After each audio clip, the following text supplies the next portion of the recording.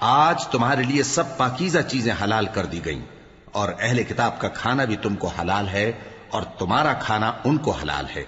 اور پاک دامن مومن عورتیں اور پاک دامن اہل کتاب عورتیں بھی حلال ہیں، جبکہ ان کا مہر انہیں دے دو،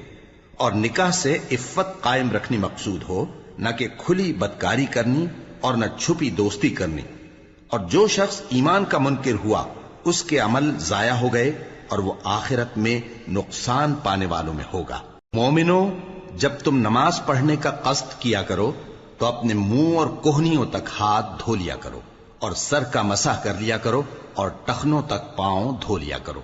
اور اگر جنابت کی حالت میں ہو تو نہا کر پاک ہو جایا کرو، اور اگر بیمار ہو یا سفر میں ہو یا کوئی تم میں سے بیت الخلا سے ہو کر آیا ہو یا تم نے عورتوں سے مقاربت کی ہو، پھر تمہیں پانی نہ مل سکے تو پاک مٹی لو اور اس سے منہ اور ہاتھوں کا مسح یعنی تیمم کر لو۔ اللہ تم پر کسی طرح کی تنگی نہیں کرنا چاہتا،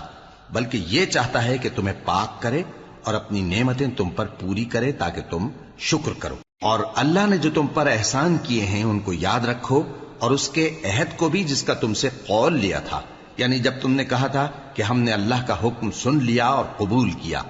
اور اللہ سے ڈرو، کچھ شک نہیں کہ اللہ دلوں کی باتوں تک سے واقف ہے۔ اے ایمان والو، اللہ کے لیے انصاف کی گواہی دینے کے لیے کھڑے ہو جایا کرو، اور کچھ لوگوں کی دشمنی تم کو اس بات پر آمادہ نہ کر دے کہ انصاف ہی نہ کرو۔ انصاف کیا کرو کہ یہی پرہیزگاری کی بات ہے،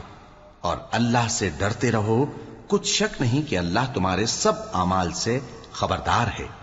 جو لوگ ایمان لائے اور نیک کام کرتے رہے ان سے اللہ نے وعدہ فرمایا ہے کہ ان کے لیے بخشش اور اجر عظیم ہے، اور جنہوں نے کفر کیا اور ہماری آیتوں کو جھٹلایا وہ جہنمی ہیں۔ اے ایمان والو، اللہ نے جو تم پر احسان کیا ہے اس کو یاد کرو۔ جب کچھ لوگوں نے ارادہ کیا کہ تم پر دست درازی کریں تو اس نے ان کے ہاتھ تم سے روک دیے، اور اللہ سے ڈرتے رہو، اور مومنوں کو تو اللہ ہی پر بھروسہ رکھنا چاہیے۔ اور اللہ نے بنی اسرائیل سے اقرار لیا تھا اور ان میں ہم نے 12 سردار مقرر کیے تھے، اور اللہ نے فرمایا کہ میں تمہارے ساتھ ہوں، اگر تم نماز پڑھتے اور زکوٰۃ دیتے رہو گے اور میرے پیغمبروں پر ایمان رکھو گے اور ان کی مدد کرتے رہو گے اور اللہ کو قرض حسن دو گے تو میں تم سے تمہارے گناہ دور کر دوں گا اور تم کو بہشتوں میں داخل کروں گا جن کے نیچے نہریں بہ رہی ہیں۔